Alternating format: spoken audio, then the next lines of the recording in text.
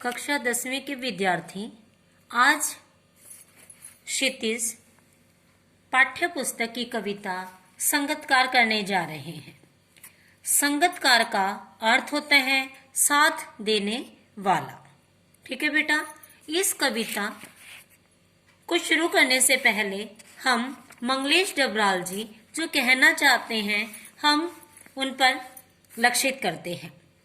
संगतकार कविता गायन में मुख्य गायक का साथ देने वाले संगतकार की भूमिका के विषय पर महत्व किया गया है। ठीक है, संगतकार का अर्थ होता है साथ देना। दृश्य माध्यम की प्रस्तुतियों जैसे नाटक, फिल्म, संगीत, नृत्य के बारे में तो यह सही है।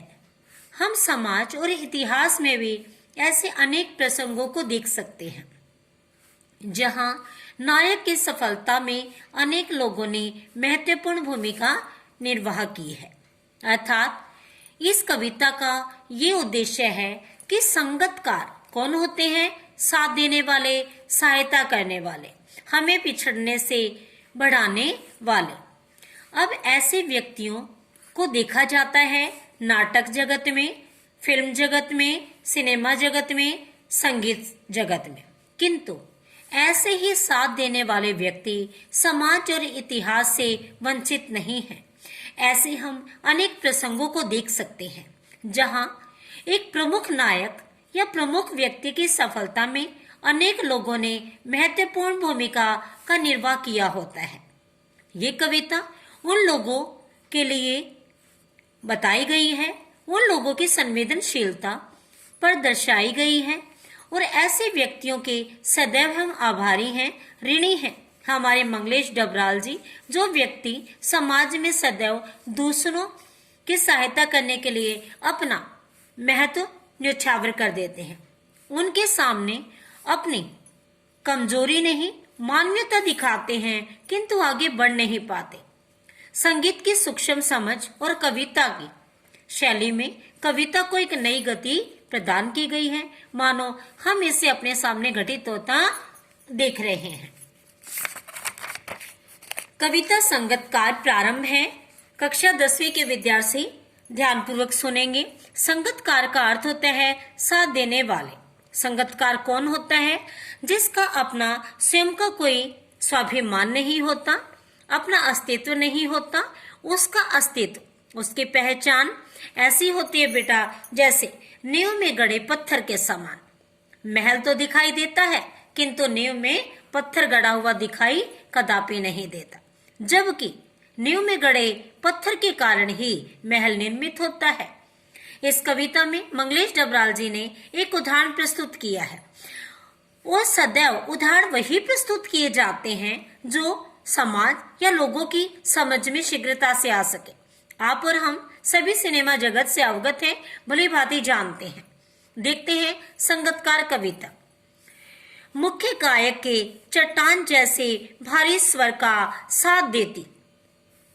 कवि जी कहते हैं कि एक मुख्य गायक है, उनका स्वर चट्टान की तरह प्रभावी है, विशाल है, सदैव स्थिर रहने वाला है, किंतु ऐसे स्वर को भी कोई सहायता प्रदान करने वाली है, भारी स्वर का साथ देती।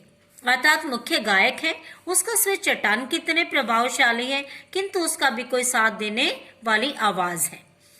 वह आवाज सुंदर है, कमजोर है और कांपती हुई है। कि जो आवाज मुख्य गायक को सहायता दे रही है वह आवाज सुंदर है, कमजोर है किंतु कंपन है उसकी आवाज में। वह मुख्य गायक का छोटा भाई है या उसका शिष्य। मंगलेश डबराल जी कहते हैं, कवि बता रहे हैं कि साथ देने वाली आवाज किसी छोटे भाई की हो सकती है या उसका शिष्य हो सकता है या पैदल चलकर सीखने आने वाला दूर का कोई रिश्तेदार। मुख्य गायक की गरज में कवि कहते हैं कि साथ देने वाले सदैव समाज में छोटे भाई हो सकते हैं, शिष्य हो सकते हैं या पैदल। यहाँ पैदल शब्द किसका प्रतीक है? विवश और लाचार व्यक्ति का। या पैदल चलकर सीखने आने वाला कोई दूर का सगा संबंधी या रिश्तेदार। मुख्य गायक की गरज में, अर्थात जो व्यक्ति छोटा भाई हो सकता है, शिष्य हो सकता है, या कोई विवश लाचारी का वशीभूत होकर मुख्य गायक जैसा बनना चाहता है, वही सुंदर कमजोर कांपती आवाज के साथ उसकी सहायता करता है। वह अपनी गूंज मिलाता आया है प्राचीन काल से। एक शब्द आया है जो सर्वनाम को संबोधित कर रहा है। ऐसी पंक्ति हमारे बोर्ड में एक क्वेश्चन के अंदाज में आते, क्वेश्चन आ जाता है, प्रश्न आ जाता है, वे अपनी गूंज मिलाता आया है प्राचीन काल से। कौन अपनी गूंज मिलाता आ रहा है? अर्थात वह शब्द आया है संगतकार के लिए। ठीक है, आगे चलते हैं। वह अपनी गूंज मिलाता आया है प्राचीन काल से। गायक जब अंतरे के जटिल तानों के जंगल में खो चुका होता है। कवि बताते हैं कि संगतकार जैसे व्यक्ति तत्काल जन्म नहीं लेते, प्राचीन काल से ही इतिहास साक्षी है, किसी न किसी रूप में वो किसी न किसी की सहायता करते आ रहे हैं। गायक जब अंतरे के जटिल तानों के जंगल में खो चुका होता है। जो उदाहरण है, हम उदाहरण को लक्षित करते हुए बता रहे हैं कि मुख्य गायक जब गाते गाते अपने संगीत में, अपने राग में ऐसा लुप्त हो जाता है और जटिल अर्थात एक ऐसी परिस्थितियों में चला जाता है, तानों के अपने आवाज के जंगल में, जहां वो गाते गाते अपने सुरगम को, अपनी आवाज को लांघ जाता है, खो चुका होता है। वो गाते गाते मस्त हो जाता है, एक ऐसे राग की तरफ हो जाता है जैसे किसी समाधि में लीन हो, या अपने ही सरगम को लांघ जाता है। मुख्य गायक अपने गायन के वशीभूत होकर अपने सरगम, 7 प्रकार के जो सुर हैं, जो ताल है, जो निश्चित है, आरोह अवरोह है, इस क्रम को पार कर जाता है और चला जाता है। कहाँ चला जाता है? भटकता हुआ एक अनहद में। अनहद का मतलब होता है गहराई, एक ऐसी गहराई जिसे ऋषि मुनि ध्यान और आनंद में लीन होते हुए पहुंच जाते हैं। मुख्य गायक भी ऐसे ही अनहद में जब चला जाता है, तब संगतकार ही स्थायी को संभाले रहता है।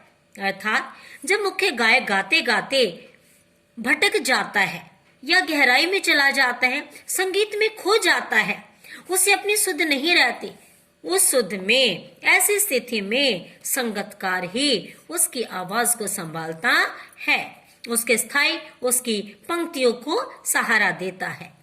जैसे समेटता हो मुख्य गायक का पीछे छूटा हुआ सामान, ऐसे दर्शाता है, क्योंकि उसका कार्य सदैव सहायता करना है, ना कि मुख्य गायक के स्वाभिमान को ठेस पहुंचाना। अर्थात इस तरह से सहायता करता है जैसे मुख्य गायक का कोई सामान छूट गया है और उसे सुपुर्द कर रहा है, उसे दे रहा है, जैसे उसे याद दिलाता हो उसका बचपन, जब वह नौसिखिया था। यहाँ नौसिखिया का शाब्दिक अर्थ होता है नया सीखने वाला। मुख्य गायक की सहायता संगतकार इस तरीके से करता है कि उसे किसी प्रकार उसके मान सम्मान को ठेस ना पहुंचे, ऐसे सहायता करता है कि जब मुख्य गायक ने संगीत साधना में पदार्पण किया था, तब उसे किसी ने समझाया था, आज वही समझाइश की आवश्यकता आ गई है। तार सप्तक में जब बैठने लगता है उसका गला, तार सप्तक होता है मध्य स्वर से ऊपर की ध्वनि, अर्थात गाना प्रारंभ कर देता है, वापस आना उसके वश में नहीं रहता। ऐसे स्थिति में जब बैठने लगता है उसका गला, प्रेरणा साथ छोड़ती हुई उत्साह अस्त होता हुआ, जब मुख्य गायक गाते गाते अनहद में चला जाता है और उसका गला बैठने लगता है, गले में एक रुआसापन आ जाता है और श्वास चढ़ने लगते हैं, तब मुख्य गायक की प्रेरणा साथ छोड़ने लगती है। उसे आभास तो हो जाता है कि मैं शायद अपने सुरों को लांघ गया हूं। उस समय ऐसी स्थिति में उसका उत्साह समाप्त अर्थात गिरता हुआ दिखाई प्रतीत होता है। आवाज से राग जैसा कुछ गिरता हुआ, उसकी आवाज से राग जैसा कुछ कंपन, स्वर गिरते दिखाई देते हैं, उसका संगीत लड़खड़ाने लगता है। तभी मुख्य गायक को ढांढस बंधाता है, तभी अर्थात उस स्थिति में जब सफलता के चरम सीमा पर यदि कोई व्यक्ति लड़खड़ाता है, उसके सहयोगी उसे तुरंत संभालते हैं, तो व्यक्ति असफल नहीं होता है। तभी मुख्य गायक को ढांढस बंधाता है। उसी समय संगतकार मुख्य गायक को सहारा प्रदान करता है, धैर्य प्रदान करता है। कहीं से चला आता है संगतकार का स्वर, अर्थात संगतकार सामने आकर केवल सहायता करता है, अपने स्वर को उसके स्वर में मिलाता है। कभी कभी वह यूं ही दे देता है उसका साथ।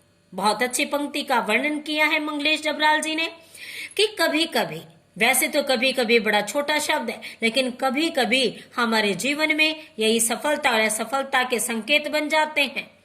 कभी कभी वह यूं ही दे देता है उसका साथ। किसका साथ? मुख्य गायक का। कौन देता है? संगतकार। यह बताने के लिए वह अकेला नहीं है। जीवन में जो कोई व्यक्ति दूसरों को अकेला नहीं छोड़ता, सही मायने में वह संगतकार कहलाता है। और यह कि फिर से गाया जा सकता है गाया जा चुका राग। संगतकार इस बात का एहसास दिलाता है कि हे मुख्य गायक, जो आप गाना प्रारंभ कर चुके हैं वह पुनः गाया जा सकता है। और उसकी आवाज में एक हिचक साफ सुनाई देती है।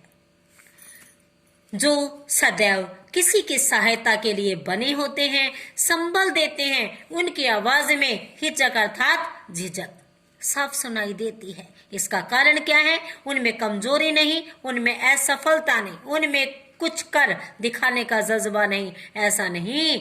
उनकी आवाज में एक हिचक का अर्थ है कि वो मुख्य गायक को ठेस नहीं पहुंचाना चाहते या अपने स्वर को ऊंचा ने उठाने की जो कोशिश है। बड़ी सुंदर पंक्तियों का वर्णन किया है मंगलेश डबराल जी ने कि मुख्य गायक की सहायता करते समय संगतकार की आवाज में एक हिचक साफ सुनाई देती है। उसका कारण है कि वह अपनी आवाज को मुख्य गायक से ऊपर उठाना नहीं चाहता। ऐसा करना, ऐसा प्रयास उसकी विफलता नहीं, उसकी कमजोरी नहीं, बल्कि उसकी मनुष्यता समझना चाहिए। जो व्यक्ति सदैव नींव के पत्थर के समान रहकर समाज की सहायता करते हैं, लोगों को सफलता प्रदान करते हैं, ऐसे व्यक्तियों के मंगलेश डबराल ही नहीं, आप और हम पाठक और श्रोता, संपूर्ण समाज उनका सदैव ऋणी है। ऐसे संगतकारों की मनुष्यता को विफलता नहीं, मनुष्यता समझना चाहिए।